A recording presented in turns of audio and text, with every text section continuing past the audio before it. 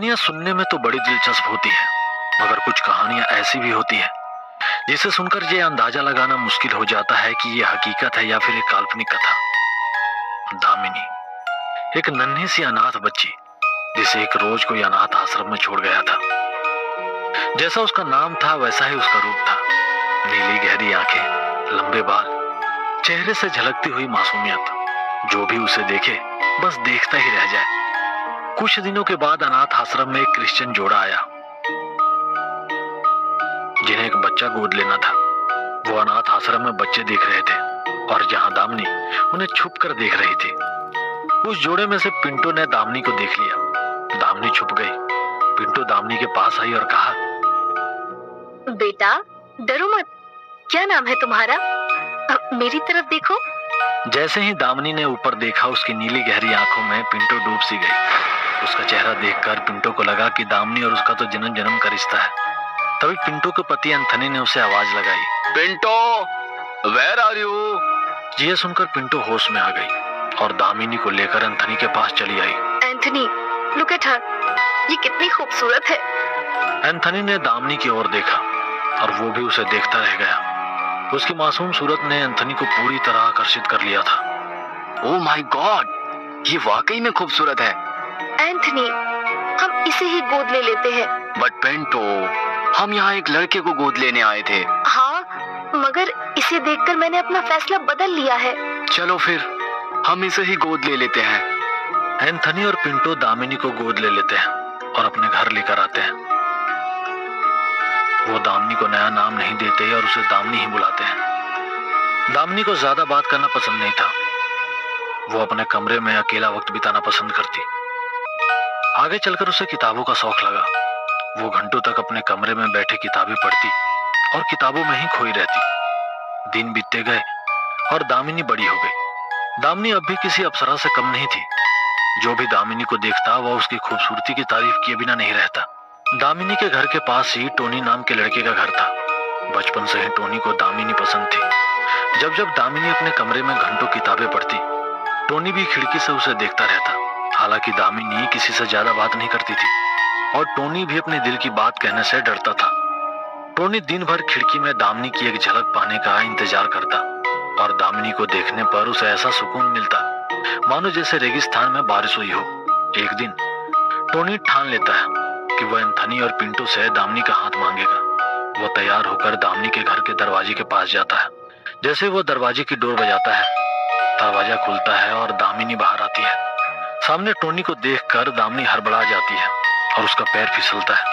तभी टोनी उसे संभाल लेता है। Thank you. ऐसा कहकर दामिनी टोनी की तरफ मुस्कुराती है और चली जाती है। टोनी को जो भी हुआ उस पर यकीन ही नहीं हो रहा था। टोनी कुछ वक्त के लिए चेहरे पर अजीब सी मुस्कान लिए वहीं खड़ा रहा। कुछ देर के बाद वो घर के अंदर चला गया। वेलकम टोनी बेटा। हेलो, कैसी हो आप? मैं ठीक हूँ। तुम आज सज धज के यहाँ, क्या प्लान है?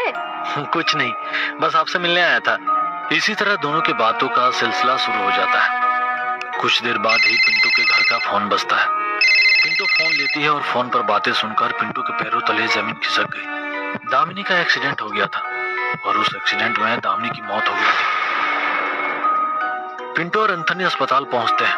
डॉक्टर दोनों को दामिनी का चेहरा दिखाते हैं। उसे देखकर दोनों भी फूट फूट कर रोने लगते हैं। यहाँ टोनी को जब ये खबर पता चलती है तो वह पूरी तरह हिल जाता है। एक लड़की जिसे वह बचपन से चाहता था, उसे इस तरह खोने के बाद वह पागल हो गया।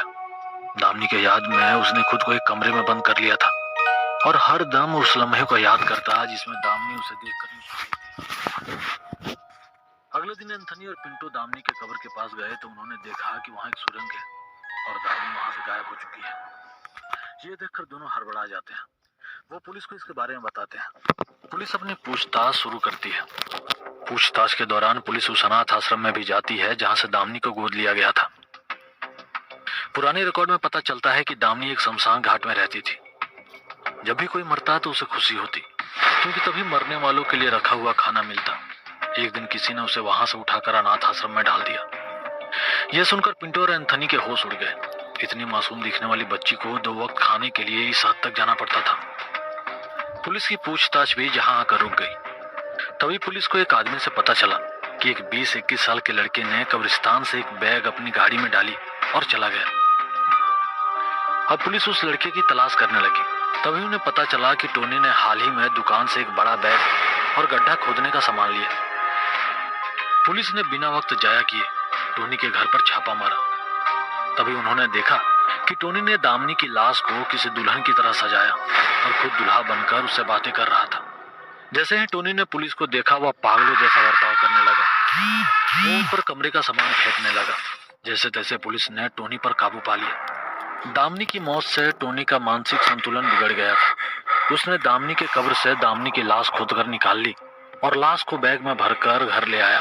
उसे दुल्हन की तरह सजाकर उसने उसके साथ शादी कर ली थी। अब टोनी को मानसिक अस्पताल में भर्ती कर दिया था और दामिनी का फिर से विधि पूर्वक अंतिम संस्कार कर दिया गया।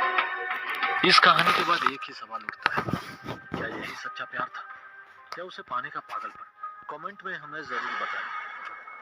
यदि आप हमारे चैनल पे नए हो तो चैनल को सब्सक्राइब करना ना भूलें और बेल आइकन पे क्लिक करें ताकि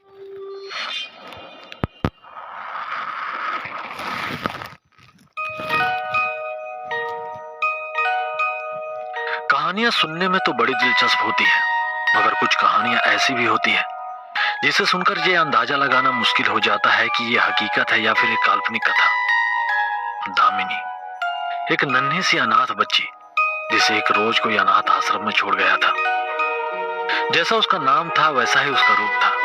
नीली गहरी आंखें, लंबे बाल, चेहरे से झलकती हुई मासूमियत। जो भी उसे देखे बस देखता ही रह जाए। कुछ दिनों के बाद अनाथ आश्रम में एक क्रिश्चियन जोड़ा आया जिन्हें एक बच्चा गोद लेना था। वो अनाथ आश्रम में बच्चे देख रहे थे और जहां दामिनी उन्हें छुप कर देख रही थी। उस जोड़े में से पिंटो ने दामिनी को देख लिया। दामिनी छुप गई। पिंटो दामिनी के पास आई और कहा, बेटा डरो मत, क्या नाम है तुम्हारा? मेरी तरफ देखो। जैसे ही दामिनी ने ऊपर देखा, उसकी नीली गहरी आंखों में पिंटो डूब सी गई। उसका चेहरा देखकर पिंटो को लगा कि दामिनी और उसका तो जन्म जन्म का रिश्ता है।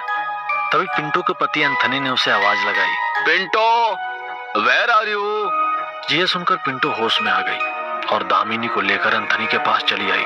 एंथनी, लुक एट हर, ये कितनी खूबसूरत है। एंथनी ने दामिनी की ओर देखा और वो भी उसे देखता रह गया। उसकी मासूम सूरत ने एंथनी को पूरी तरह आकर्षित कर लिया था। ओह माय गॉड, ये वाकई में खूबसूरत है।